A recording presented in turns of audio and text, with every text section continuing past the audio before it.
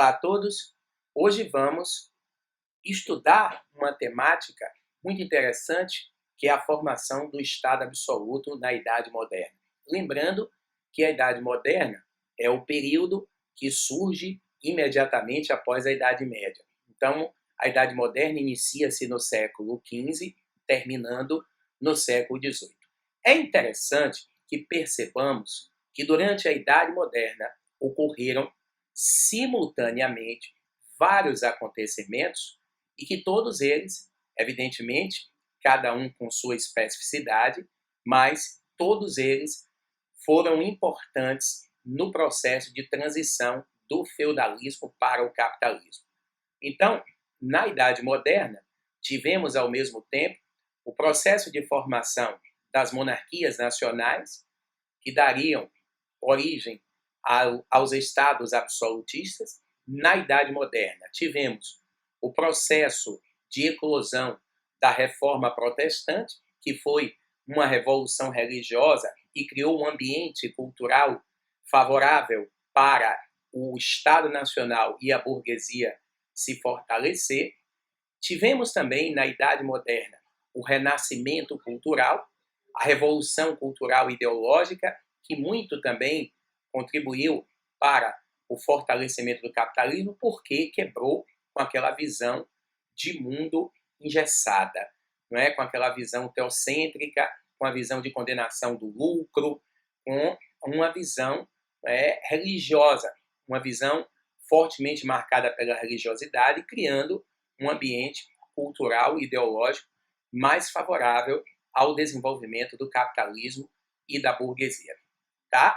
Também, na Idade Moderna, tivemos o processo de revolução econômica com a expansão marítima e comercial europeia, ou as grandes navegações, ou ainda expansão ultramarina, que desdobraram-se.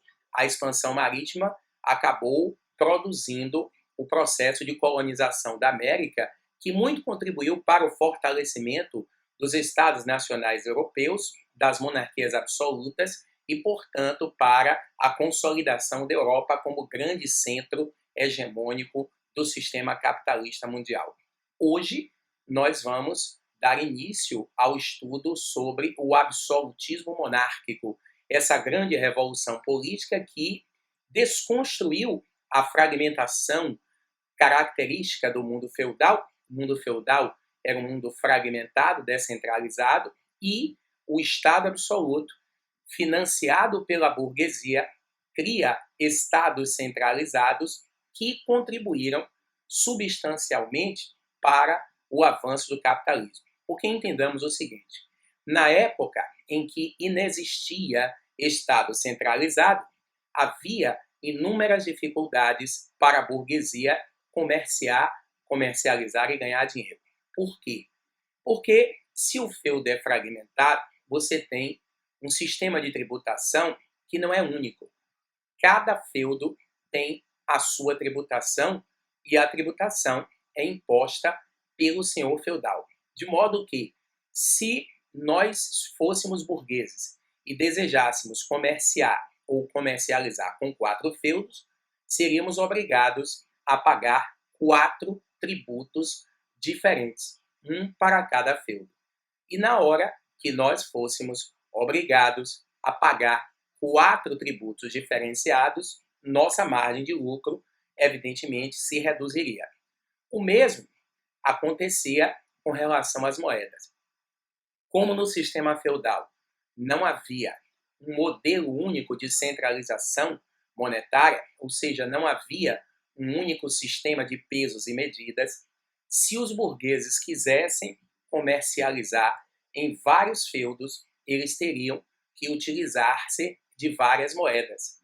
Então, observe que na hora que a burguesia financia a ascensão do rei, promovendo a construção do Estado Nacional, a burguesia não só centraliza a estrutura política, bem como a burguesia, promovendo a ascensão do rei, colocando o rei como o centralizador do poder, a burguesia vai unificar os impostos, vai unificar as moedas, ou seja, vai criar um único sistema de pesos e medidas, vai, na criação do Estado, promover o surgimento de um exército, e esse exército funcionaria, claro, como um elemento de garantia para as transações econômicas e comerciais, sobretudo em longa distância. Então, como nós podemos perceber, o capital investido pela burguesia no processo de formação do Estado Nacional foi muito importante para a consolidação do sistema capitalista. Por isso que a burguesia foi a agente financeira, foi quem promoveu os recursos materiais necessários para o Estado absoluto nascer. O rei foi o escolhido porque o rei é o detentor do maior de todos os títulos de nobreza. Entendamos, duques temos vários, condes vários, viscondes vários, mas rei nós só temos um. Por essa razão que a burguesia financia o rei. Por essa razão que a burguesia financia os monarcas. Os monarcas, financiados pela burguesia, constroem um exército profissional. Os monarcas constroem um exército nacional. É bom lembrar que no mundo feudal não havia exércitos profissionais, tá? Então, as relações de suzerania e vassalagem, típicas do sistema feudal, construíam exércitos privados. Por isso, era vantajoso para um nobre feudal ele ter vários vassalos. Quanto mais vassalos, mais poder militar, tá? Então, o exército feudal era um exército privado. Cada nobre possuía o seu exército privado. Na hora que a burguesia abre o cofre e financia os reis, o que é que os reis fizeram com o dinheiro burguês? Eles montaram um exército profissional. De posse desse exército profissional, eles vão submeter a nobreza ao poder deles, reis. Observem que os reis, eles não vão destruir a nobreza. Por quê? Se o rei tivesse que destruir a nobreza, ele teria que se matar, porque o rei era um nobre. O objetivo dessa aliança rei-burguesia era subordinar politicamente a nobreza ao poder do rei, anulando com a influência política que a nobreza feudal tinha na Idade Média.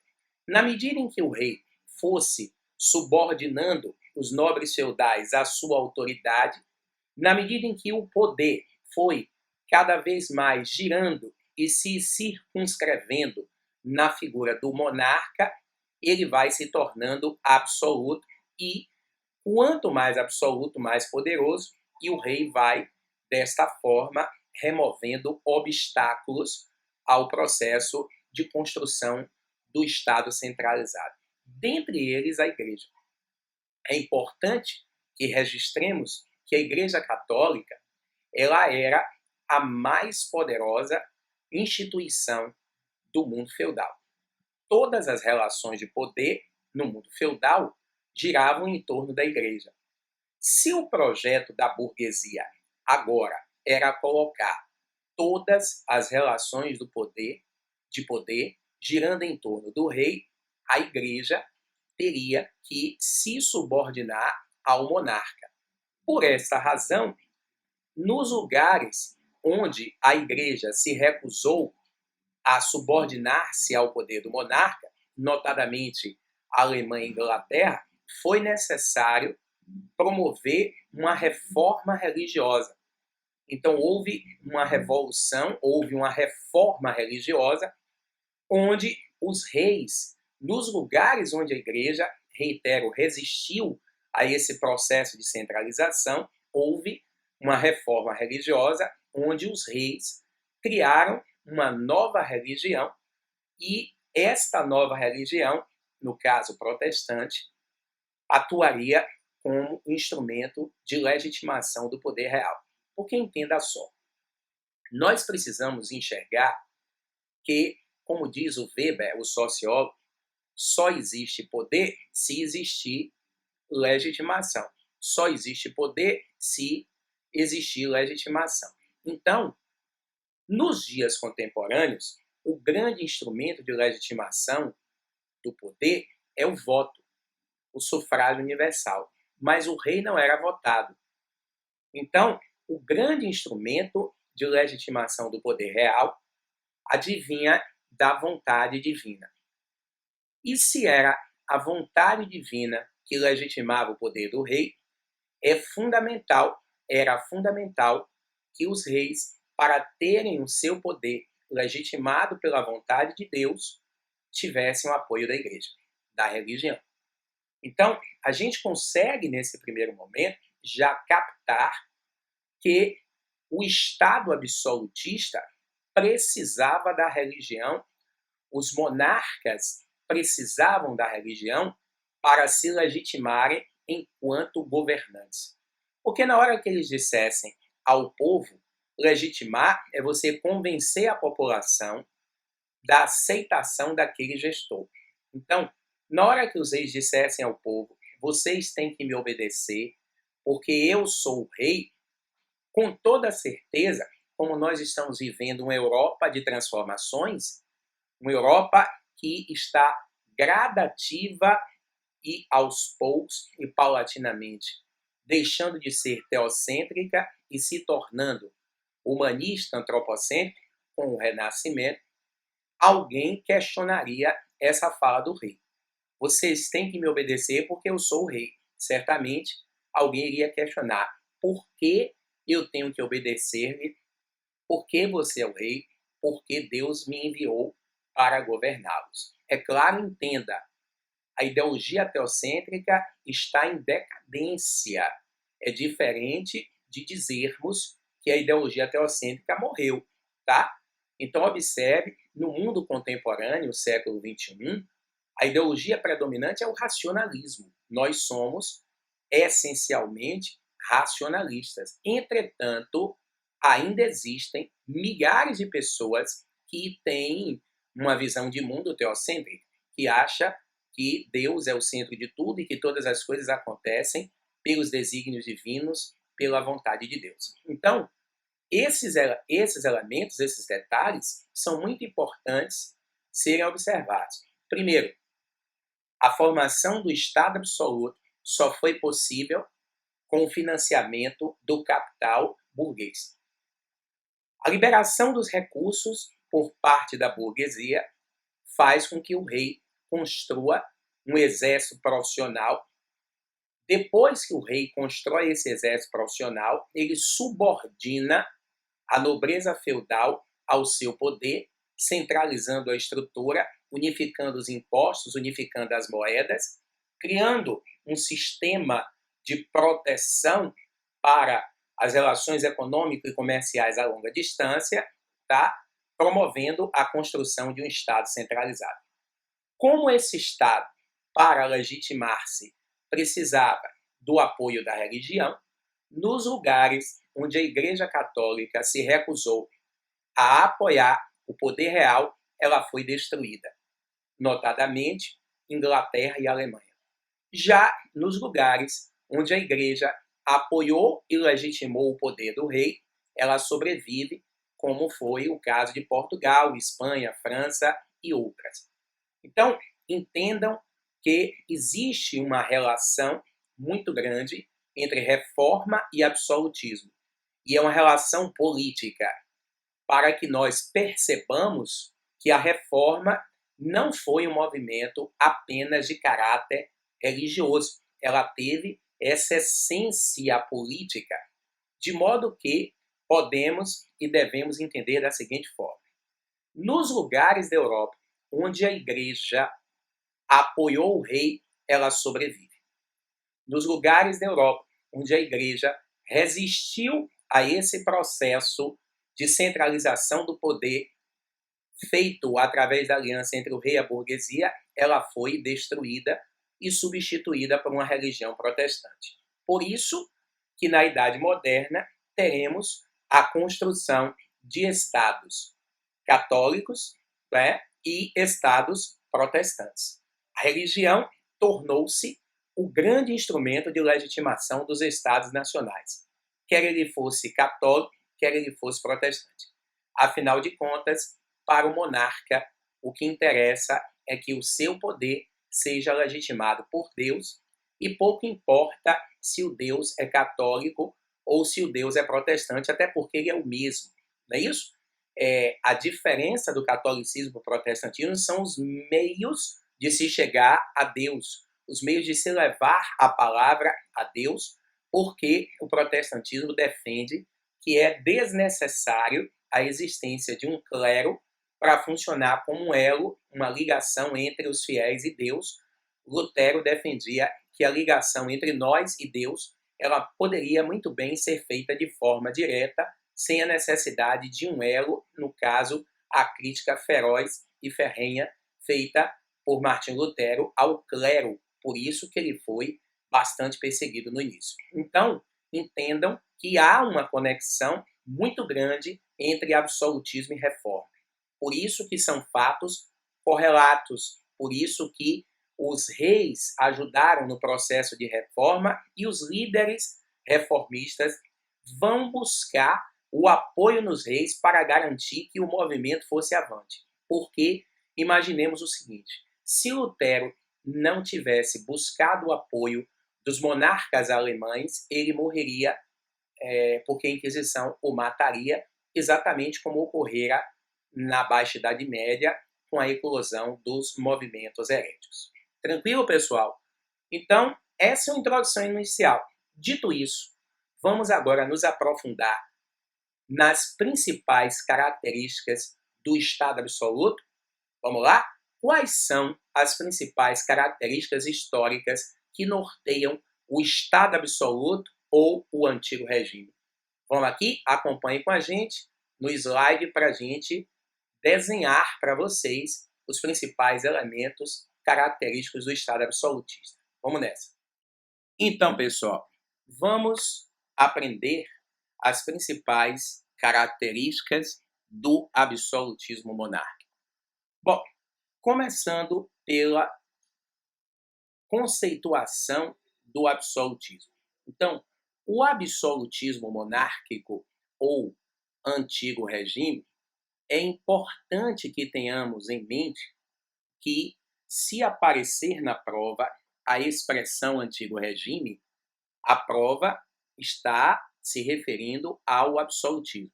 Absolutismo e antigo regime são a mesma coisa, tá? Esse termo, essa expressão, antigo regime, foi criada pelos filósofos do iluminismo, os pensadores do iluminismo, e eles criaram o cunho, a alcunha de antigo regime para o absolutismo, porque alguns pensadores de caráter político, como Montesquieu, por exemplo, como o Rousseau, eles disseram que o modelo monárquico absolutista era antiquado, ultrapassado. Rousseau criou a democracia liberal, isso veremos mais adiante. Então, se você encontrar a expressão antigo regime e absolutismo monárquico são sinônimos. Então, o absolutismo foi a forma e o sistema de governo que predominou na Idade Moderna. Como foi a forma e o sistema de governo que predominou na Idade Moderna, podemos chamá-lo também de Estado moderno. Então, veja, são 3 sinônimos: absolutismo, Estado moderno ou antigo regime. Nós temos 3 sinônimos. O absolutismo, ele surgiu do processo de evolução dos Estados nacionais europeus, que foi exatamente aquela introdução que nós fizemos, a aliança entre o rei e a burguesia, que criou condições materiais para que o rei construísse um exército nacional, profissional, e centralizasse todas as relações de poder na figura dele, entendeu? Então, ele surgiu do processo de evolução dos Estados nacionais. Na verdade, o absolutismo monárquico é o Estado nacional consolidado. Nada mais, nada menos do que isso. O absolutismo é o Estado nacional consolidado. Politicamente, o absolutismo era caracterizado por uma forte centralização do poder nas mãos do rei. Observe que, neste contexto histórico, nós temos uma situação totalmente diferente da situação política predominante até então no mundo medieval, que tínhamos uma organização política marcada por uma forte descentralização. Aqui não. Aqui nós temos uma organização política marcada por uma forte centralização do poder nas mãos do rei.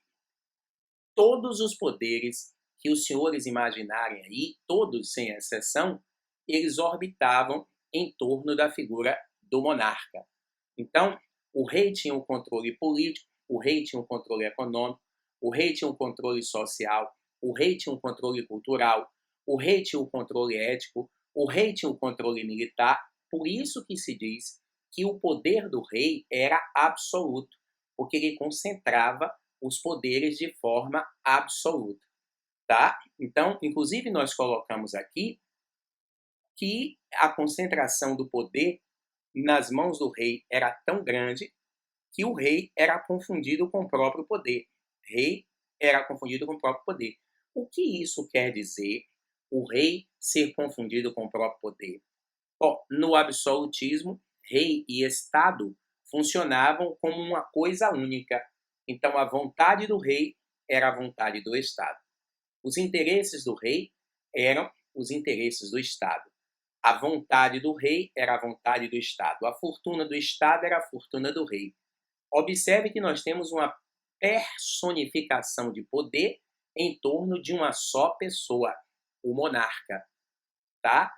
Apesar de na Europa absoluta, na Europa da Idade Moderna, existirem vários tipos de monarcas e nós tivemos várias espécimes de monarcas absolutos, poderosíssimos, dos monarcas absolutos da Europa, aquele que melhor expressou, aquele que melhor absorveu, melhor dizendo, as características do poder absoluto foi o rei da França, o Luís XIV.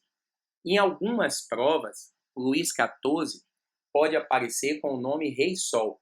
Ele é conhecido com o nome Rei Sol. Por quê? Porque ele gostava muito de discursos impactantes. Então, ele uma certa vez fez um discurso dizendo que tinha um brilho tão reluzente que só poderia ser comparado ao próprio sol. Como vocês podem ver, um cara bem humilde, né? Bem modesto. Então, por isso, ele é chamado de Rei Sol. E de todos os monarcas absolutos da Europa, Luís foi quem mais internalizou a essência do Estado absoluto, porque depois que o cardeal Mazarin morre e Luís XIV toma posse, ele assume o poder com a célebre frase, com o discurso encerrado com a célebre frase: o Estado sou eu.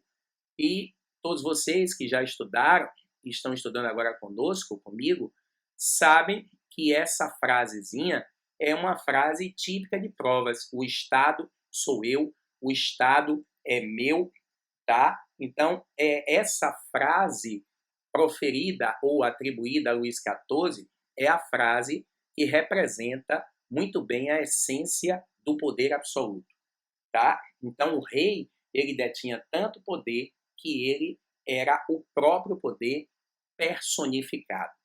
Então, veja logo de cara uma diferença gigantesca para o mundo feudal. No mundo feudal, um poder fragmentado, descentralizado. No mundo moderno, um poder centralizado, circunscrito, todo ele na figura do rei. Bom, se a gente montar um organograma para tornar a coisa mais didática, não é? Enxergando do ponto de vista de um organograma a estrutura política do antigo regime, nós poderíamos apresentá-lo assim: o rei detinha todos os poderes, ou as provas podem cobrar que o rei detinha o poder temporal. Poder temporal é o poder pro tempore, é o poder sobre as coisas temporais. E a religião detinha apenas o poder espiritual.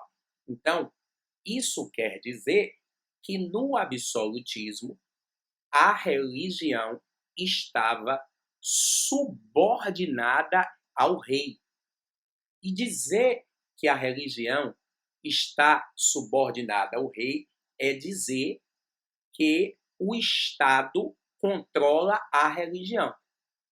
E aqui também temos um elemento que difere por completo do sistema feudal. Entendeu? Então, porque no feudalismo, tudo, absolutamente tudo, girava em torno da religião. Agora não. Agora a religião está subordinada ao poder político. Por isso que nós, na abertura da aula, dissemos que nas regiões da Europa, onde a igreja se recusa a legitimar o poder do rei, notadamente Inglaterra, ela foi destruída pela reforma, porque o rei ele precisava dessa legitimação religiosa para se sustentar como governante, entendeu? Então, o rei ele tinha o poder pro tempore, o poder temporal, o poder sobre as coisas temporais, enquanto a religião detinha o poder espiritual, o poder religioso, o poder sobre as coisas metafísicas. Lembrando, religião atuou como legitimadora do Estado absoluto. Por isso que, notadamente na Inglaterra e Alemanha, mas em todas as áreas da Europa, onde a religião não quis, onde a Igreja Católica recusou-se a legitimar o poder do monarca, ela foi destruída pela Reforma Protestante. Então, temos uma estrutura de poder onde a religião subordina-se à questão política, ao Estado. Isso se chama cesaropapismo, está aqui bem destacado para que os senhores destaquem. Então, um Estado ele é considerado como cesaropapista quando ele controla a religião. Ou seja, num Estado cesaropapista não existe liberdade religiosa. Num Estado cesaropapista, a religião é definida pela vontade do Estado, não há liberdade. Então, trata-se de um Estado antidemocrático. Nesse aspecto religioso, as pessoas estão completa e totalmente subordinadas à vontade real. Então, guarda essa frasezinha, Estado cesaropapista. Pessoal, em linhas gerais, a estrutura de poder do absolutismo é só essa. Veja, é uma estrutura de poder, é uma estrutura política tão simples, mas é tão simples que vocês vão ficar tentando errar e não vão conseguir, de tão simples que essa estrutura é.